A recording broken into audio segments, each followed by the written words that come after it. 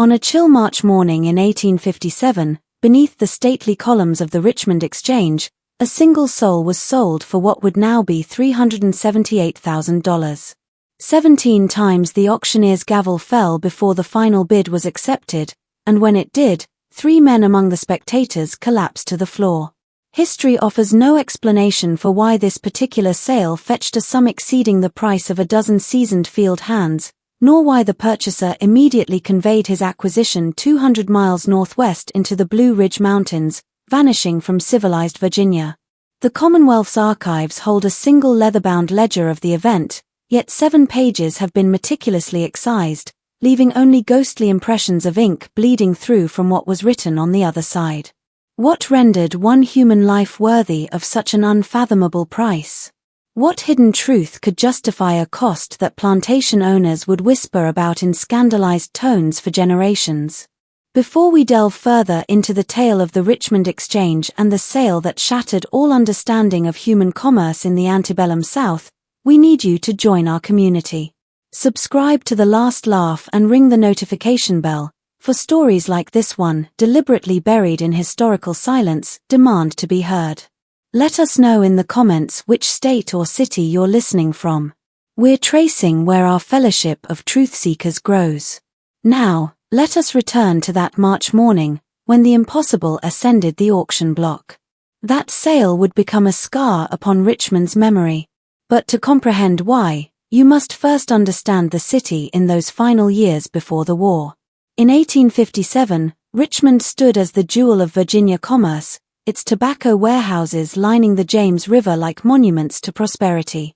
Boulevards arched with trees stretched between the capital, designed by Jefferson himself, and the sprawling market districts where fortunes were made daily. Church bells tolled the hours from a dozen steeples, calling the faithful in a city that viewed itself as the South's most civilized gem. The Exchange occupied a Greek Revival building on Franklin Street, its Doric columns implying a permanence and order utterly absent from the world it served.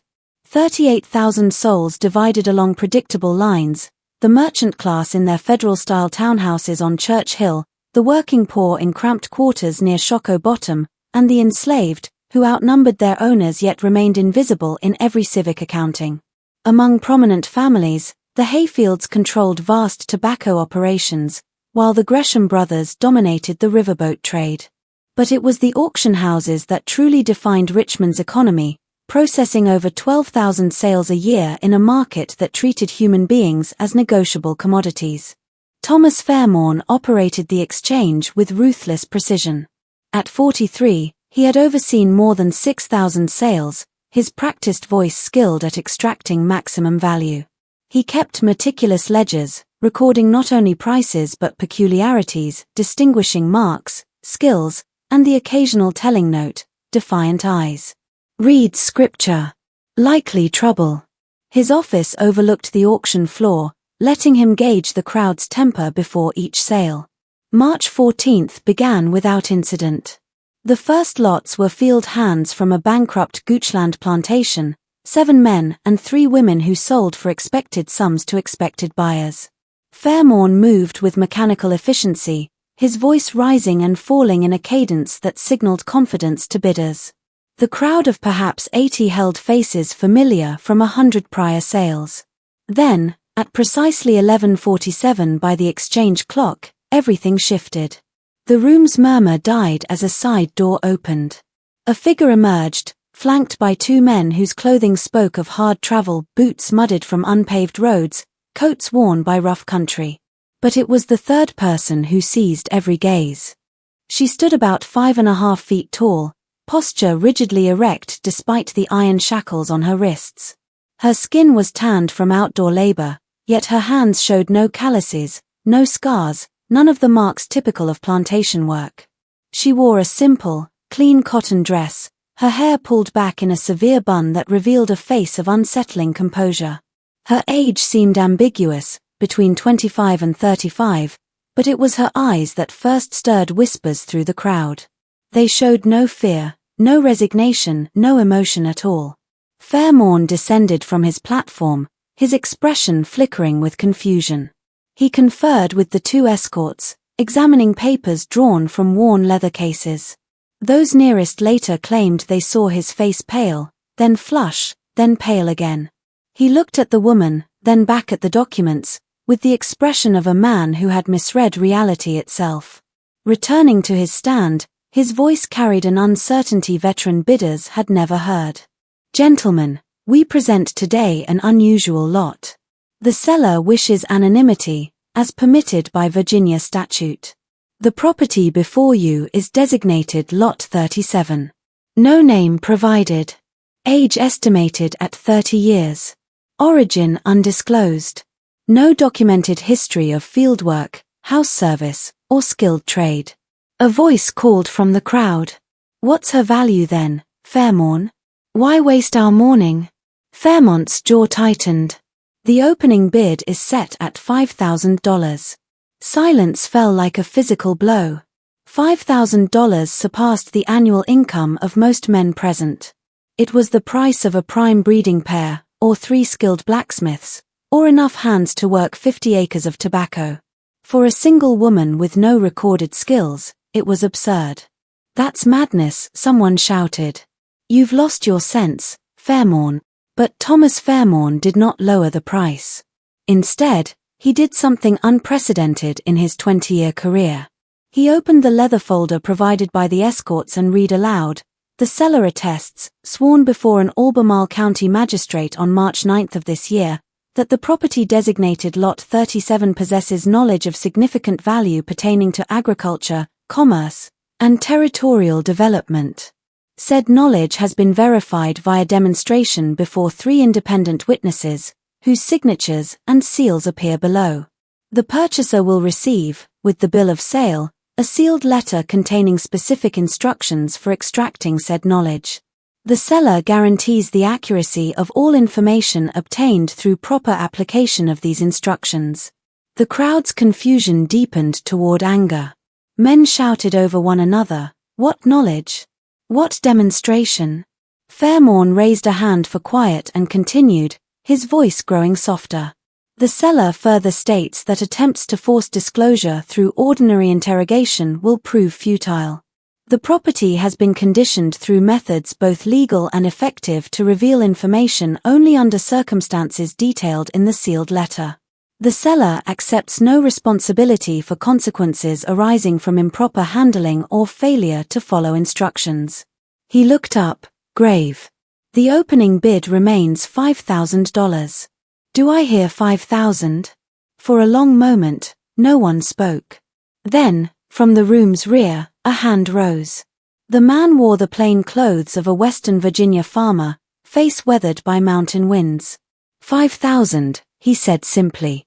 5,500, came another voice, a Richmond merchant with tobacco interests in 3 counties. What followed would be discussed in hushed tones for years. The bidding escalated at a pace that defied all auction convention. 6,000. 7,000. 8,500. Men who had come for field hands found themselves competing for something nameless, driven by the guarantee of knowledge so valuable it had been sworn before a magistrate. The woman on the platform never moved, never spoke, her eyes fixed on some invisible point beyond the crowd. At 12,000, only 4 bidders remained. At 15,000, 2, the Western farmer and a man whose identity no one could determine, his face shadowed by a wide-brimmed hat, his voice calm despite the staggering sums. 16,000, said the farmer, his voice cracking. 20,000, replied the stranger, without hesitation. The crowd gasped. $20,000 exceeded the value of most working plantations, land, buildings, livestock, and workers included. For a single human being, it was a price beyond reason. The farmer stood silent, his face twisted with something between anger and despair. Then he turned and pushed through the crowd, disappearing into the March light. The stranger stepped forward, producing from his coat a bank draft that made even Fairmont's experienced hands tremble. The transaction required 43 minutes to complete. Documents were signed, witnessed, and sealed. The draft was verified by a courier sprinted to the Bank of Virginia on Main Street. When all was formalized under Commonwealth law, Thomas Fairmorn handed the stranger 2 items, a bill of sale stamped with the exchange's seal, and a sealed envelope bearing a wax impression of a symbol no one recognized. The stranger took possession without another word. He produced a key, unlocked her shackles with movements suggesting practice, and gestured toward the side door. She walked beside him with the same unsettling composure she had maintained throughout, and together they vanished into Richmond's streets. 3 days later, when inquiries began about the buyer's identity, investigators found the bank draft had been drawn from an account belonging to a livestock company in Staunton, over 100 miles northwest in the Shenandoah Valley. The company's listed address was a grain warehouse empty for 7 years. The Albemarle County magistrate who had witnessed the seller's attestation could not be located, though courthouse records confirmed his seal was genuine. The 3 independent witnesses were never identified. The woman sold for $20,000 was never seen in Richmond again. The sale's aftermath rippled through Richmond society like a stone in still water. Within a week, Thomas Fairmorn shuttered the exchange for 3 days, citing personal illness. Upon reopening, he refused to discuss Lot 37, directing all inquiries to an attorney who offered only a terse statement confirming the sale's legality. Fairmont's ledger entry for March 14 occupied a full page, unusual for his typically brief notes, but when a curious clerk looked closer, he found 7 sequential pages removed with surgical precision, leaving only faint impressions of text bleeding through. Rumors multiplied. Some claimed the woman knew of buried Confederate gold, though the war was 4 years in the future. Others whispered of stolen plantation ledgers whose contents could ruin prominent families. A tavern keeper near Shockoe Bottom swore he heard her speak in an unrecognizable language. The most persistent story concerned the sealed letter. According to hushed accounts, the instructions detailed a specific ritual: isolation, darkness, questions posed in exact order. She would answer only under these conditions, her responses revealing locations of something valuable, mineral deposits, forgotten land surveys that could alter boundaries worth thousands. Some said she was a surveyor's daughter who had memorized secret maps, others insisted she had stolen information from a cartographer's office. But the stories that gained most traction involved the 3 men who collapsed. One, a tobacco factor named William Docker, revived within minutes and left without explanation. The second, a riverboat captain called Nathaniel Cross, was helped to his home on Clay Street, where he locked himself in his study for a week. The third, whose name no record preserves, was carried out by friends and never reappeared in Richmond society, though some later claimed to see him in Petersburg, hair gone white, hands shaking uncontrollably at the mention of the exchange. 6 weeks after the sale, a Richmond Dispatch reporter named Charles Whitfield decided to investigate. Known for his tenacity, he began in Albemarle County courthouse records, finding the magistrate's seal impression but not the document itself. It was filed in a section restricted from public view. The clerk offered only a cold stare and a warning that some records were sealed for good reason. Whitfield then traveled to Staunton. The warehouse at the registered address stood empty, windows boarded, door secured with a freshly scratched padlock. Neighboring business owners gave contradictory accounts: a land speculator from Lexington, a mining concern from the Western Mountains, one refusing to speak at all. The trail went cold until late July, when Whitfield received an anonymous letter postmarked from Waynesboro in Augusta County. Written in elegant script, it read, "The knowledge she carries could redraw maps. Some borders exist only in men's minds. Stop searching before you learn which category you occupy." Whitfield published a careful article on August 3, 1857, titled "The Mystery of the Richmond Exchange." He described the sale, the price, and the sealed letter but drew no conclusions. The piece appeared on page 7, between patent medicine ads and estate notices. It sparked modest interest, nothing more. 3 days after publication, Charles Whitfield failed to arrive at work. His room appeared undisturbed, his possessions untouched. A police investigation found no evidence of foul play, no unusual bank withdrawals. After 6 weeks, the case was quietly closed. Charles Whitfield joined the list of those connected to Lot 37 who had simply ceased to exist. The war years transformed Richmond into the Confederate capital. The Exchange building served as a military depot, then stood abandoned during Reconstruction, its records boxed in a courthouse basement. Thomas Fairmorn died in 1869. His will instructed that a locked iron box among his effects be thrown unopened into the James River. His nephew complied, later remarking the box was surprisingly heavy, as if filled with lead type or printing plates. But the story refused to die. In October 1873, a former Confederate officer named Daniel Vaughan published a memoir containing a curious passage. While recuperating in a Richmond hospital in 1863, he overheard two elderly men discussing the 1857 sale. One said, the buyer knew exactly what he was purchasing. He had been searching for 3 years, from Baltimore to Charleston. When he found her, price became irrelevant. He would have paid $50,000 if necessary. Some secrets are worth more than gold because they reveal where the gold is buried. The passage drew little attention then. But decades later, a historian named Margaret Holloway, researching antebellum commerce, stumbled upon it. By 1891, she was already known for excavating uncomfortable truths about Virginia's past.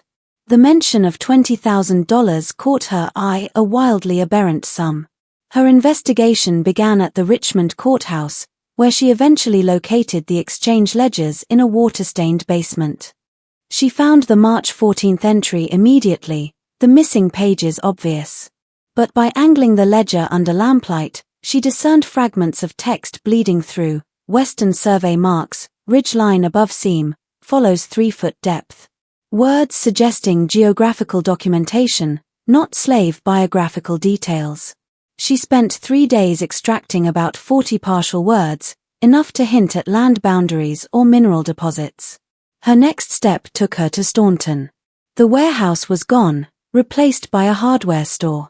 Tracing property transfers, she found the building had changed hands 7 times between 1857 and 1885, each new owner listing an address in a different Virginia county.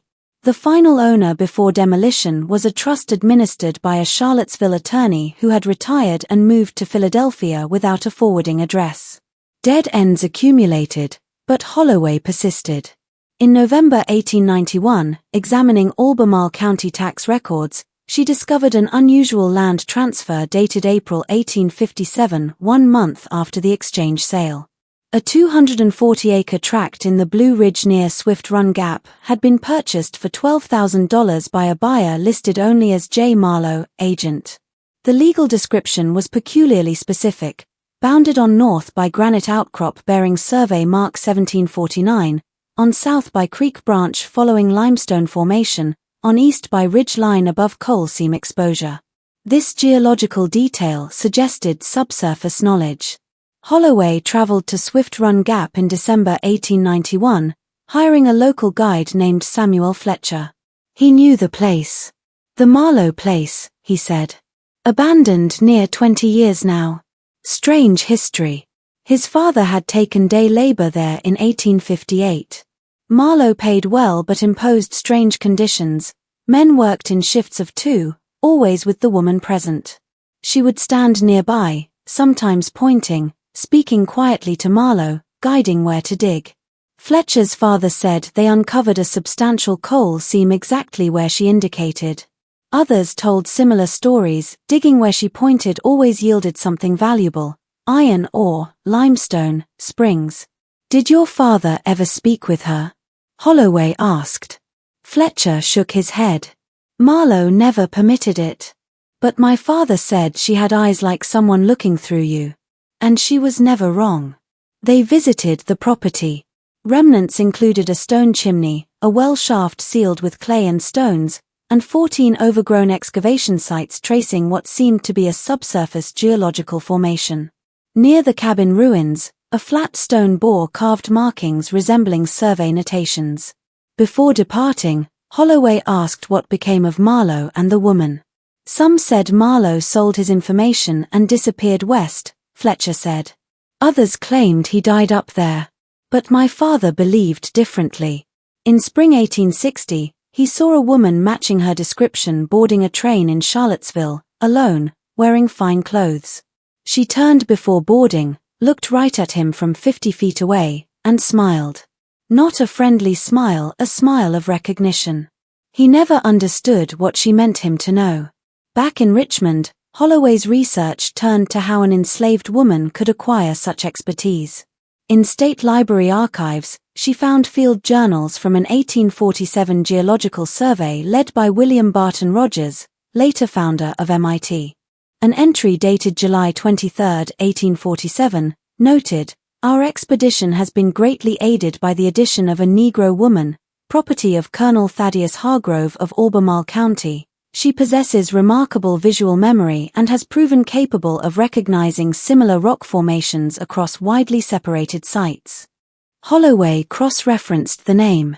Colonel Hargrove had died in 1853. His estate inventory listed 18 enslaved people without names. But the connection was tantalizing. 6 months with a survey team could impart systematic geological training. She found 2 more references, an 1848 report mentioning the Hargrove woman and an 1849 letter requesting permission to hire an enslaved woman with demonstrated geological aptitude. If this woman was Lot 37, she had acquired valuable technical skills, then been removed from plantation labor and employed in scientific work, knowledge that eventually made her worth an impossible sum. But darker questions remained. Who owned her after Hargrove's death? Who brought her to Richmond? Who was J. Marlowe? In March 1892, Holloway received an anonymous letter from Baltimore. "You seek the woman from the Exchange. I can tell you her name, but knowledge carries a price. Discontinue your investigation and I will reveal what you wish to know. Continue and you will discover why some secrets remain buried." She ignored the warning. Later that April, an elderly man visited her boarding house.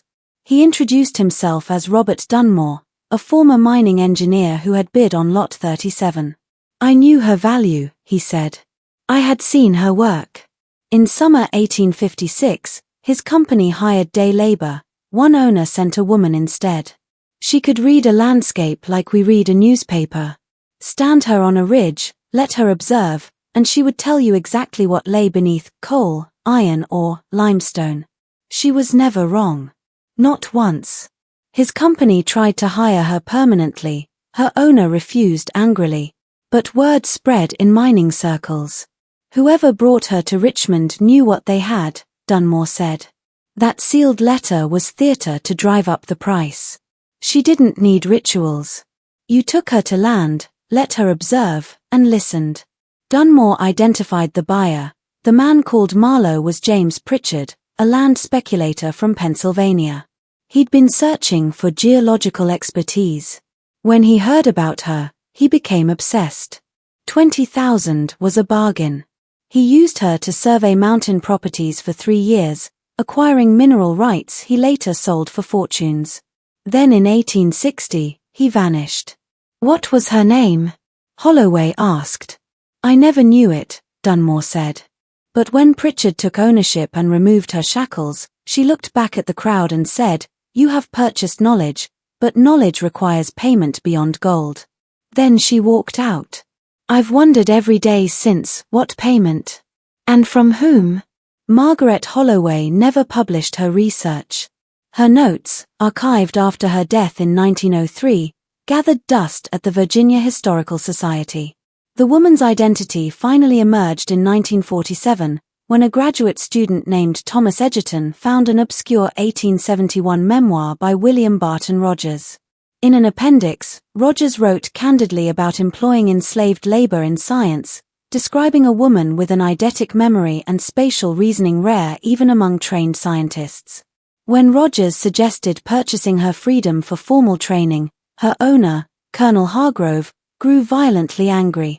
Hargrove revealed she had been educated illicitly by his deceased wife, who had taught several enslaved women from the Colonel's scientific library.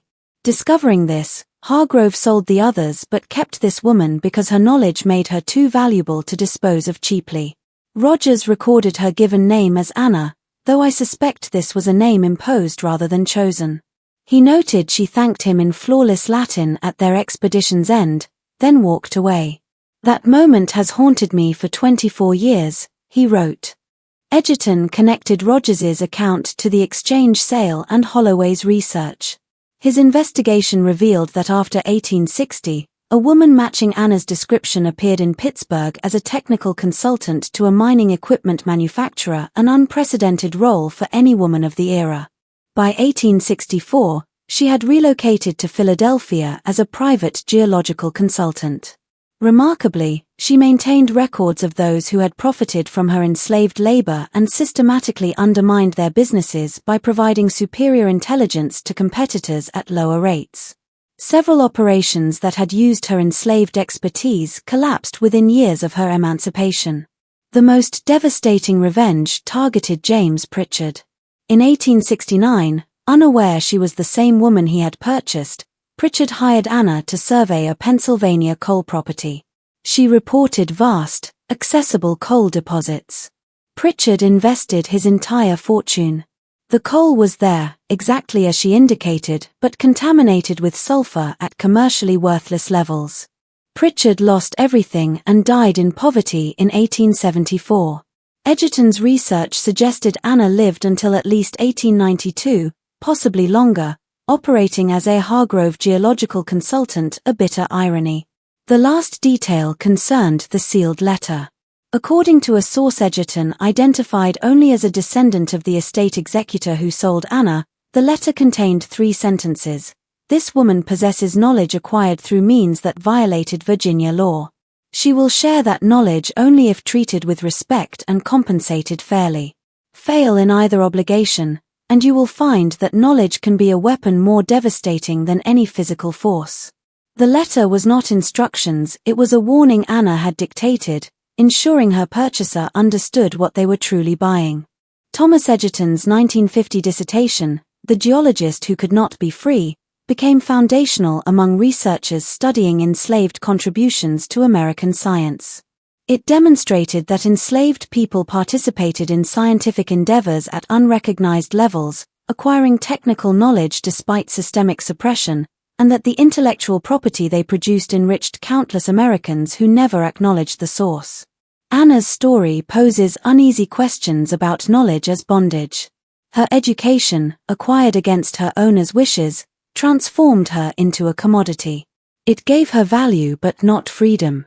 Even after emancipation, she remained trapped in the shadows, her expertise a weapon because open acknowledgement would have invited ridicule or violence. The Richmond Exchange was demolished in 1953 for a parking garage, unmarked. The ledgers remain in the Virginia State Library, rarely examined. The 7 missing pages are still lost. The Blue Ridge Cabin site has rotted away, the sealed well shaft occasionally puzzles hikers. The 14 excavation sites remain faint scars in the forest, each where impossible knowledge transformed worthless land into mineral wealth. Margaret Holloway's unfinished article was found with a note from her niece. Holloway had stopped the project abruptly, saying some stories resist conclusion because their meaning continues beyond any comfortable ending. Robert Dunmore died in 1901, his obituary calling him an unremarkable retired merchant. Among his effects was a locked box holding 50 pages of notes on Anna and her knowledge. The final entry, dated 3 weeks before his death, asked, "Did Anna truly possess supernatural abilities to read the earth? Or was she simply a brilliant woman who learned to exploit others' willingness to believe in mystery rather than acknowledge her humanity?" That question remains. Modern geologists confirm the accuracy of her surveyed sites, consistent with professional expertise. How an enslaved woman acquired such training in a society where her education was illegal remains a historical puzzle. Perhaps she accessed Hargrove's library for years. Perhaps her work with Rogers provided practical training. Perhaps she possessed an eidetic memory. Whatever the explanation, Anna's story proves that intelligence can flourish under oppression, and that knowledge, once gained, becomes a power not fully controllable by those who claim to own its bearer. The woman sold for an impossible price understood what her buyers did not. Knowledge requires payment beyond gold, and the debt always comes due. What do you think of this story? Was Anna's knowledge learned, or did she possess abilities we still cannot explain? How should we remember those whose brilliance was exploited while their humanity was denied? Share your thoughts below. If you want more tales from history's forgotten corners, subscribe, ring the bell, and share this with fellow mystery lovers. Your early likes and comments help these stories reach others. We'll see you in the next video, where we continue exploring the dark corners of American history, where the impossible and the forgotten await discovery.